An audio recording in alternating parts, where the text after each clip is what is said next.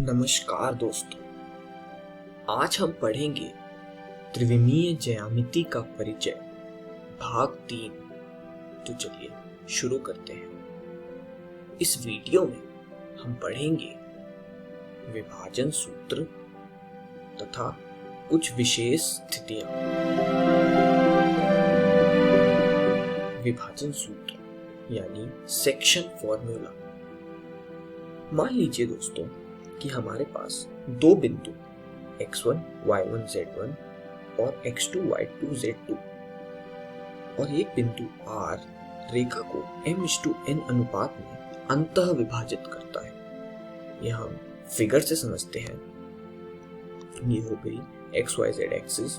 अब इसमें हमने एक रेखा ली जिसके दो पॉइंट हैं P x1 y1 z1 तथा Q x2 y2 z2। अब एक पॉइंट लिया R x y z। तो दोस्तों यहाँ यह कंडीशन है कि यह point R x y z इस रेखा को m/n के रेशो में अंतः विभाजित करता है, यानी इंटरनली डिवाइड करता है। अब दोस्तों सेक्शन फॉर्मूला के अनुसार इस R x y z के निर्देशांक हुए और ये याद करना काफी सरल है। तो आप पहले रेशो को दूसरे पॉइंट के निर्देशांक से गुणा कीजिए जमा दूसरे रेशो को पहले पॉइंट के निर्देशांक से गुणा कीजिए और उसे डिवाइड कर दीजिए उस रेशो के जोड़ से, यानी m+n से। तो जो R पॉइंट है उसके x निर्देशांक होगा mx2 + nx1 अपॉन m+n।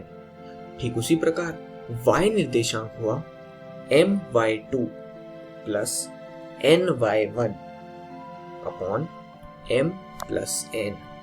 अब z निर्देशांक भी इसी प्रकार निकाल लेते हैं, mz2 + nz1 अपॉन m+n। अतः बिंदु R जो बिंदु P x1 y1 z1 और Q x2 y2 z2 को मिलाने वाले रेखाखंड को m/n के अनुपात में अंतः विभाजित करता है। बात जाननी बहुत आवश्यक है कि अंतः विभाजित करता है यानी इंटरनली डिवाइड करता है।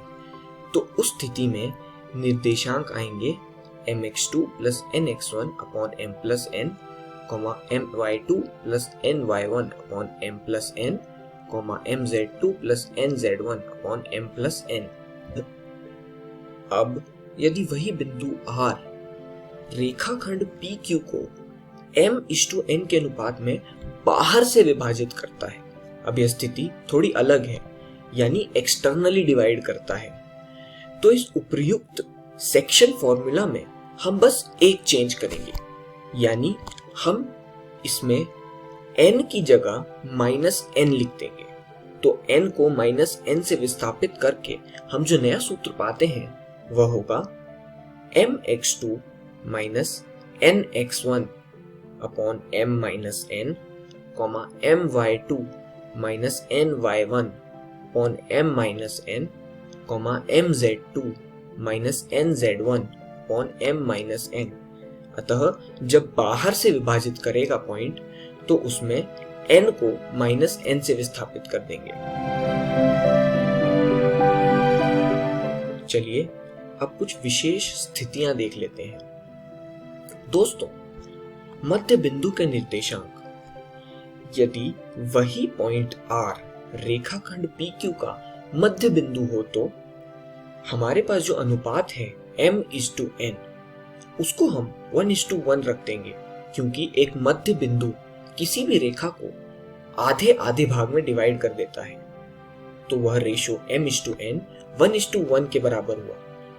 अब उसे सेक्शन फॉर्मूला में रखने पर हमारे पास जो नया सूत्र आएगा उसमें x के निर्देशांक होंगे x1 + x2 अपॉन 2, y के निर्देशांक हुए y1 + y2 अपॉन 2 तथा z के निर्देशांक हुए z1 + z2 अपॉन 2।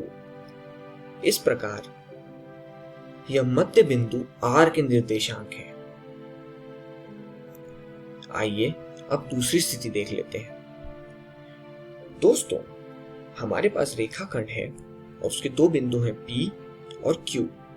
अब दोस्तों, यदि वही बिंदु R इस रेखाखंड को m/n के अनुपात के बजाय k/1 के अनुपात में विभाजित करती है, तो उस केस में हम k को m/n से विस्थापित कर देंगे। R के निर्देशांक होंगे kx2 plus x1 upon 1 plus k, ky2 plus y1 upon 1 plus k, kz2 plus z1 upon 1 plus k।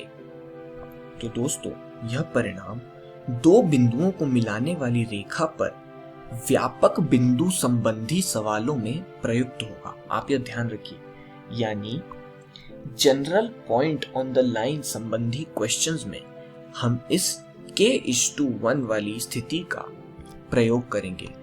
दोस्तों, सेक्शन फॉर्मूला आपको याद करना अनिवार्य है। इस वीडियो में हमने सीखा विभाजन सूत्र तथा कुछ विशेष स्थितियां। अगली वीडियो में हम इस पर कुछ उदाहरण देखेंगे। धन्यवाद दोस्तों।